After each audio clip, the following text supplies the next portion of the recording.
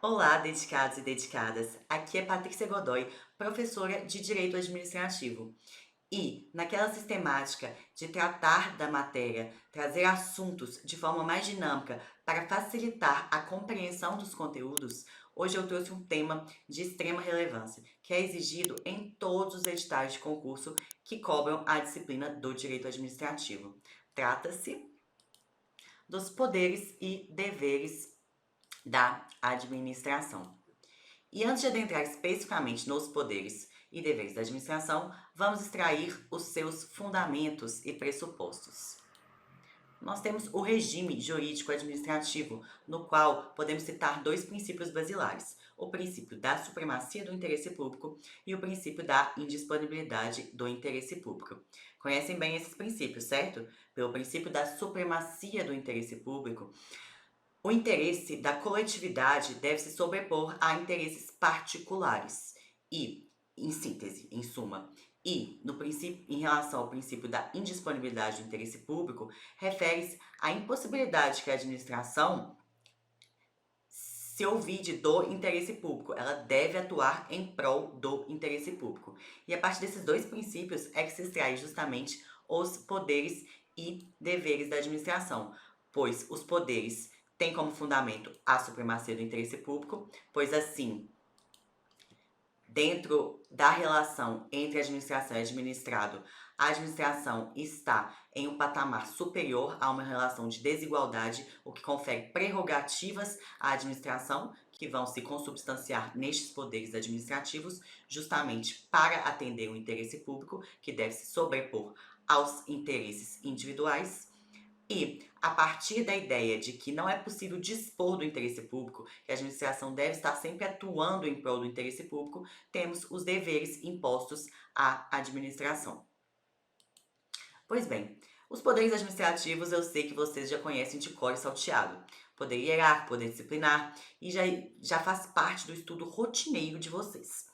Hoje, então, eu quero tratar dos deveres da administração, pois é algo que às vezes não fica tão claro, tão notório entre os concurseiros. Eles não dedicam, tal como para os poderes, esse estudo dos deveres da administração.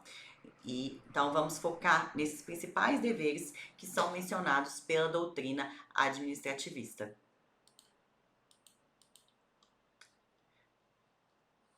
Aqui mais uma conceituação acerca dos poderes e dos deveres da administração. E vamos então aos deveres. A doutrina cita entre os deveres, esses quatro são os principais citados: o dever de agir, o dever de probidade, o dever de eficiência e o dever de prestar contas. E aqui temos uma observação que, inclusive, em um edital publicado do estado de Pernambuco, cuja banca é CESP-SEBRASP, trouxe esse tema de forma expressa dentro do âmbito dos próprios poderes da administração. No tópico de poderes administrativos, veio esses deveres expressamente previstos, o que mostra uma tendência de cobrança aí das bancas. Vamos então analisar cada um desses deveres para que vocês memorizem, não se esqueçam e, assim como dominam os poderes da administração, também dominem os deveres. Pois bem, a administração tem o dever de agir. O que seria o dever de agir?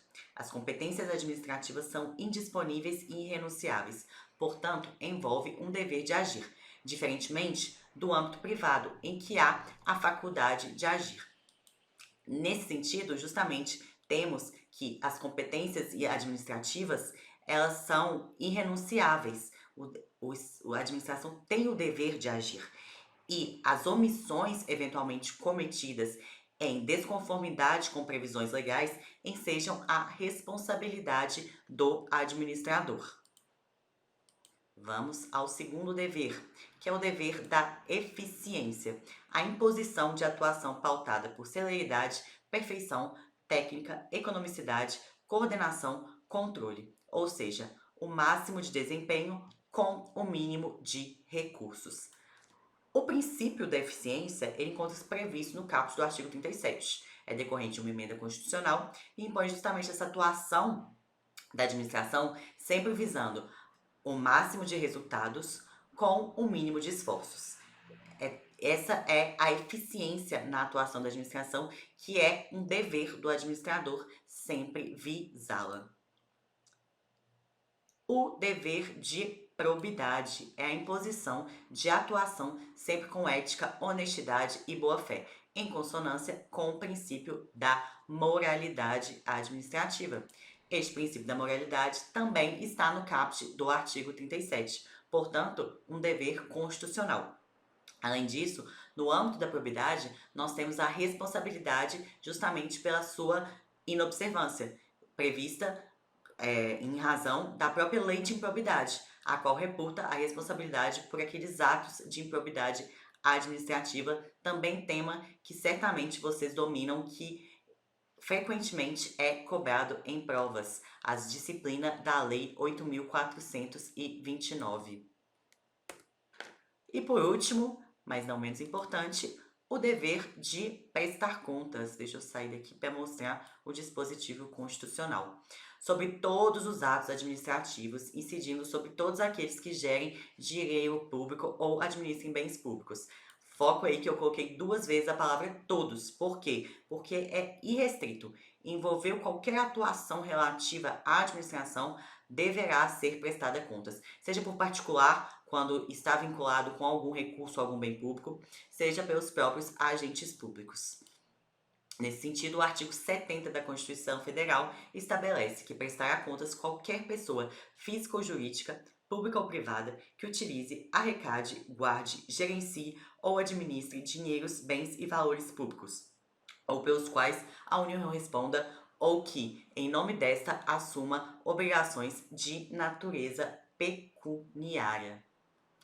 Pois bem, revisamos aqui 4 deveres da administração, que estão diretamente relacionados com os poderes administrativos, com o regime jurídico administrativo, com os denominados pedras de toque do direito administrativo, que seriam o princípio da supremacia e da indisponibilidade do interesse público, e espero que isso tenha contribuído para o aprendizado, para o estudo de vocês. Lembre-se que a gente fala que a administração possui poder e dever.